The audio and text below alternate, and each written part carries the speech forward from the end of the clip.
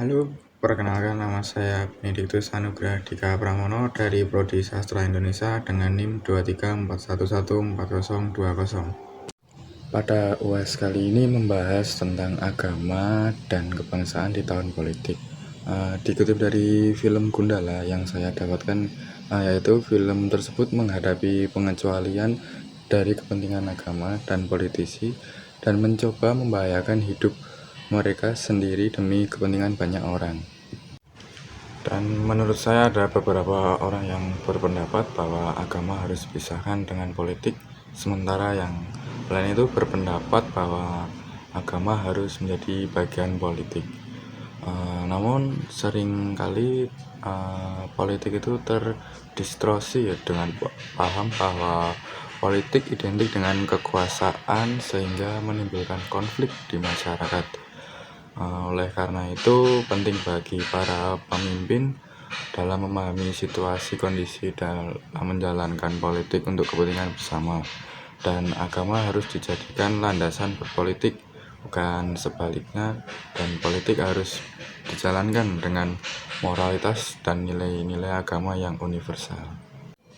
Berikut ada beberapa cuplikan dari Gilbert Lumindong, dari Dr. Prabu, dan dari Najwa Shihab. Videonya akan tayang setelah ini. Indonesia akan dahsyat kalau orang yang menyebut dirinya pemimpin, menyebut dirinya pejabat, menyebut dirinya polisi, tentara, politisi adalah orang yang dekat dengan Tuhan. Jangan sampai politisi mempergunakan nama Tuhan untuk kepentingan politik. Ini jahat dan keji. Hancurnya sebuah negeri ketika agama dipakai sebagai permainan kendaraan politik, diadu domba, dijual, digoreng. Tokoh-tokoh agama yang tulus tapi bodoh dipermainkan, diadu seenaknya. Sebagai hamba Allah, saya hanya mau ingatkan buat saudara, ini waktunya bukan mempolitisir agama, tapi ini waktunya bertobat sungguh-sungguh. Ini waktunya dekat dengan Tuhan. Karena dekat dengan Tuhan berarti mencintai. Dekat dengan Tuhan berarti siap menghadapi tantangan. Karena dekat dengan Tuhan, kasih dan damai selalu akan mengalir. Aku penasaran tentang politik dan Islam.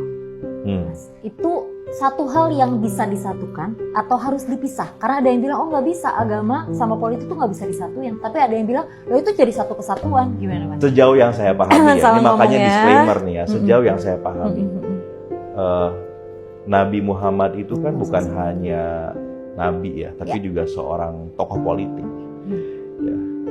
Islam ini menjadi besar lewat proses politik, bukan hanya karena dakwah, tapi lewat proses politik kan. Negosiasi dengan raja ini, raja itu, ada juga perang dengan daerah ini, daerah itu kan semuanya proses politik. Saya malahan melihat bahwa Nabi Muhammad itu dan juga beberapa sahabat, ya, Abu Bakar, Umar, Utsman, Ali, ini semuanya tokoh politik gitu, dengan caranya masing-masing ya. Mereka tuh pemimpin politik juga, bukan pemimpin agama saja. Dari situ kita bisa ngelihat bahwa Islam dan politik nggak bisa dipisahin. Ya, itu satu kesatuan. Gitu. Ya bahkan politik itu harus dilandasi oleh agama supaya beradab politiknya.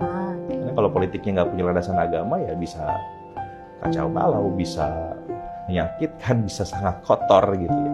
Kekuasaan harus didasarkan pada kepercayaan, belief, dan kekuatan atau kepercayaan terkuat itu adalah ya agama sama Allah ya. Kalau politik dicampur dengan agama, maka agama rusak. Nah, ini menggambarkan seakan-akan memang dia bertolak belakang. Kenapa? Karena agama itu mengajak kepada kebaikan, mengajak kepada kemaslahatan dan sebagainya. Sedang sebahagian politisi dalam kenyataan itu bertolak belakang dengan itu. Jadi katanya tidak usah masukkan agama dalam politik, tidak usah juga masukkan politik dalam agama. Bisa jadi ada orang menggunakan agama untuk meraih tujuan politik, meraih kekuasaan. Itu tidak benar. Tidak benar.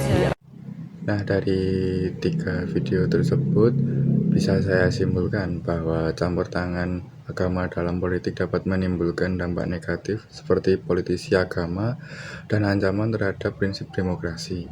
Namun terdapat juga pandangan yang menyatakan bahwa agama dapat memberikan kontribusi positif dalam politik asalkan dalam koridor konstitusi dan tidak digunakan untuk tujuan politik pragmatis. Sekian video yang saya tampilkan. Saya Dika, saya pamit undur diri.